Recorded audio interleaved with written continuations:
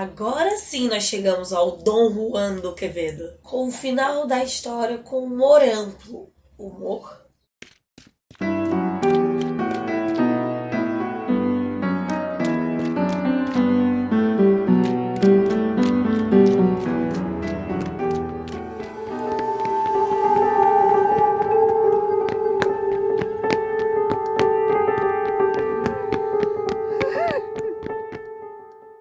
O que temos para hoje, Sanches e Dulcineias? Eu sou a Larissa Bertolino, você está no canal Uma Garota Quixotesca, onde nós tratamos de literatura, sempre partindo de pressupostos, temáticas, personagens, derivações de outros livros que partam do nosso queridíssimo Dom Quixote de La Mancha. E mais especificamente, você se encontra no episódio final da nossa jornada de leitura conjunta El Buscón de Quevedo, onde nós lembramos livro este que nós estivemos lendo durante todo esse mês de maio, dividido em 3 partes, em 3 livros. E nesta semana nós estivemos lendo o terceiro e último livro, que contém 10 capítulos. Principalmente nesse livro, mas na obra como um todo, nós temos refrãs, ditados, provérbios populares, a todo momento sendo ditos. Uma coisa que eles sempre me chamavam a atenção quando estavam aparecendo é que, mesmo se tratando de um texto em prosa, nós encontramos o quevedismo, o gongorismo, apesar de serem muito próprios da poesia, né? O jogo de ideias, o jogo de imagens, o jogo de figuras também esteve aqui presente. Eu sei que eu falei isso semana passada, mas o terceiro livro deixou bem evidente mesmo esses aspectos das fugas constantes do Dom Pablo. Na verdade, se intensificou mais nesse livro 3. Porque aqui eu acredito que ele encontrou muito mais pessoas que também estavam em deslocamento. Ele encontrava algumas pessoas na estrada, mas a maioria quando ele chegava em algum lugar. E nesse livro 3 sempre eram outras pessoas que, assim como ele, ou estão fugindo ou estão saindo de um lugar para outro.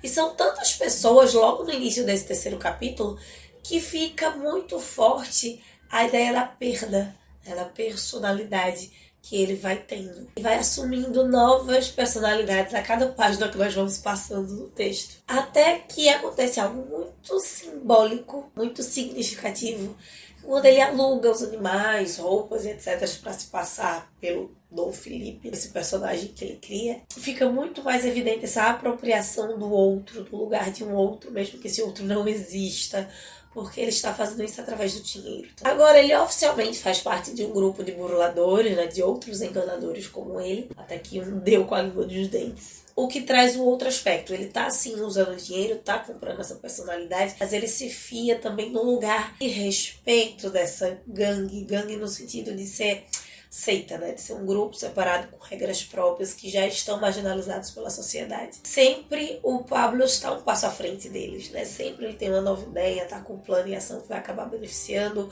a todos, ou ele pega o dinheiro de todo mundo para o seu benefício. Ele tem um status ali dentro. Essa mesma situação chama a atenção para outro aspecto. Ele sim tem esse lugar de respeito, ele tá nesse grupo, mas o Dom Pablo continua trabalhando sozinho. Traz esse aspecto que eu falei para ele de Dom Juan. Não Dom Juan simplesmente pelo fato de sedutor, mas como o mito do individualismo moderno espanhol. Esse lugar do Dom Pablo de trabalhar só, de defender o seu individual, a sua existência.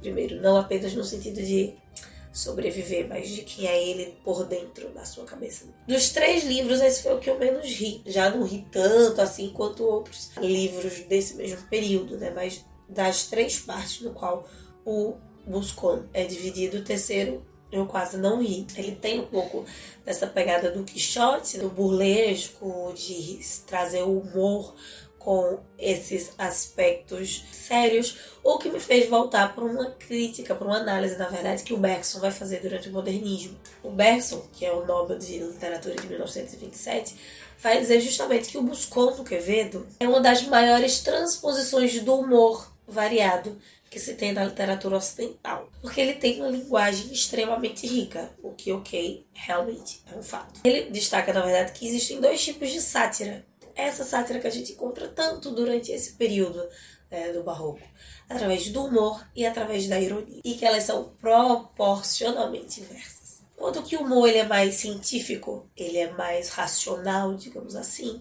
ele finge acreditar que é crer que é. E que deveria ser assim. Enquanto isso, a ironia enuncia o que deveria ser, fingindo acreditar ser precisamente o que é. Ficou confuso? Essas são as frases exatas que o Bergson usa.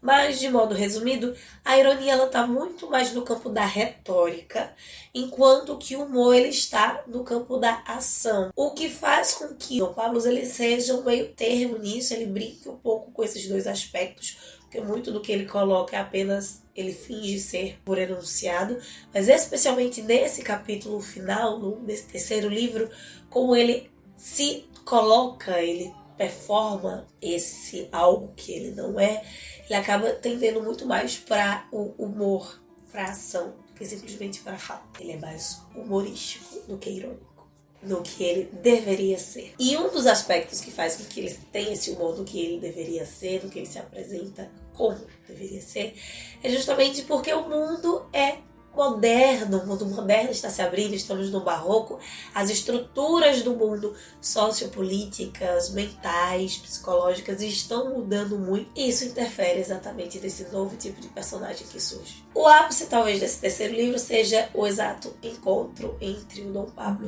e o Dom Diego, que aqui nós temos um grande conflito da sátira, da retórica, porque o Dom Pablo estava entrando já no espaço de fingir para si mesmo, não apenas para os outros, o que ele era. Através da ação, né? A ação muito mais forte do que a palavra nesse sentido. Isso fica claro quando ele sente o desconforto ali, falando dos pais, falando mal dele ou dos seus próprios pais pro Dom Diego, né? Fingindo ser esse tal Dom Felipe. Isso é muito potente e simbólico, porque nós temos aqui uma espécie de tragédia do retorno do Édipo.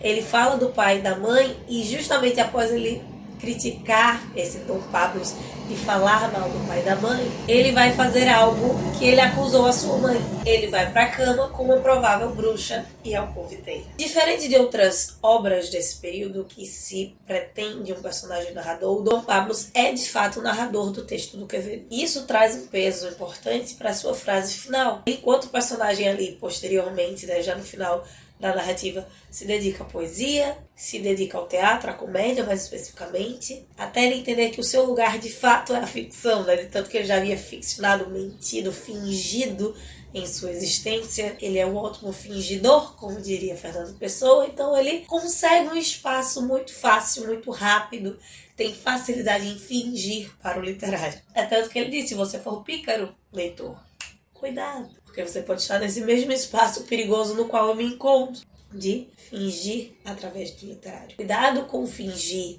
o que você não é, tanto nas convenções sociais, quanto através da literatura. A literatura, sendo você consumidor ou produtor, é um espaço perigoso. Muitas pessoas que estão acostumadas com romances fechados não gostam, criticam um pouco o final dessa obra, mas eu gostei muito, exatamente porque se o Buscon é esse homem que está em constante mudança, que está em constante movimento o tempo todo, e você tem esse final em aberto para a maior de todas as mudanças deste século, que é a chegada das Américas, né? Ele se prepara para isso, tem uma potência no simbolismo disso. E se pensa até, se critica, deveria ter uma segunda parte dele nas Américas. Lembra, literatura não é o que, mas é o como. Como o Quevedo fecha isso, que ele coloca as Américas como representação, essa mudança, essa noção do homem do seu tempo, que ele entende como isso é significativo, simbólico, que o mundo não será mais o mesmo, né? Não está mais sendo o mesmo. Após isso, provoca um provável lei do eterno retorno, pensando de um modo bem anacrônico, mas até o espaço do tempo eterno da própria humanidade, da própria literatura, que precisa estar sempre em ebulição e mudança. E um dos motivos de que não precisa ir para as Américas, não precisa ter detalhes de uma segunda parte do Buscon do Quevedo. Estamos já no período de modernidade, que não existem mais os estamentos medievais, as coisas mudam, mas se tratando de caráter, se tratando de burlador, se tratando dessa figura pícara maravilhosa que encantou e continua encantando na literatura espanhola em diversas obras distintas, não adianta, porque eles são irrepreensíveis, eles nunca vão mudar. Apesar de existir a possibilidade. O mundo muda e pode mudar, o homem muda e pode mudar. A arte continua mudando, só que você tem que entrar nessa roda do tempo para descobrir o que é que você precisa e por quais motivos. Então é isso, meus queridos cavaleiros andantes. Este é o nosso comentário final sobre o último livro, a última parte del Buscón de Quevedo, encerrando de certo modo o nosso barroco. Na quarta e na sexta a gente continua conversando sobre isso. Na próxima segunda eu te espero então para nós lançarmos a próxima JLC de um texto literário, de um texto espanhol, de um texto de la ilustração e de um formato, na verdade, um gênero literário que até então não apareceu aqui na JLC. Vai ser a nossa primeira jornada de leitura conjunta com esse tipo de texto. Quem sabe eu posso ir te dando alguns spoilers lá no @garotaquixotesca no Instagram. Enquanto isso, que possamos sair da biblioteca e ver muito além dos moinhos de vento. Vale.